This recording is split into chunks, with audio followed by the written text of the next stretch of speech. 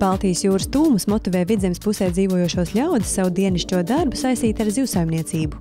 Netālu no Skultas, Mandagās, darbojas viens no lielākajiem zivju pārstrādes uzņēmumiem Vidzemes reģionā – SIA Baltijas zivis 97. Zivju pārstrādes uzņēmums Baltijas zivis 97 ir dibināts 97. gadā un veiksmīgi darbojas jau gandrīz 19 gadus. Ar Eiropas Savienības atbalstu uzņēmums veiksmīgi modernizē un pilnveido ražošanas procesu, iegādājas jaunas iekārtas, rekonstruē telpas un attīrīšanas iekartu, kas atbilst ministra kabineta noteikumiem un prasībām. Pateicoties uzņēmuma speciālistu lielai pieredzei zivju pārstrādes nozarē un izstrādātām oriģinālām receptēm, Baltijas zivis 97 produktu sortiments pārsniedz 150 dažādus produktu veidus.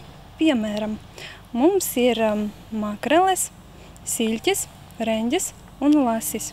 Dažādos uzlējumos, marinādēs, žēlējās, kā arī kūpināta produkcija un visiem iecienītas kalmāru kotlets. Izejvielas, tas ir sasaldētas zivis, mēs iepērkam no Islandes, no Norvēģijas, piemēram, kalmārs mums nāk no Peru. Mūsu produkcijas veidu jūs varat iegādāties visas Latvijas tīklos tirzniecības, kā arī Skultas tirgu sestdienās. Kas vēl nav nogaršojis mūsu produkciju, tad lūdzu nogaršojiet to un atbalstiet savējos uzņēmējus.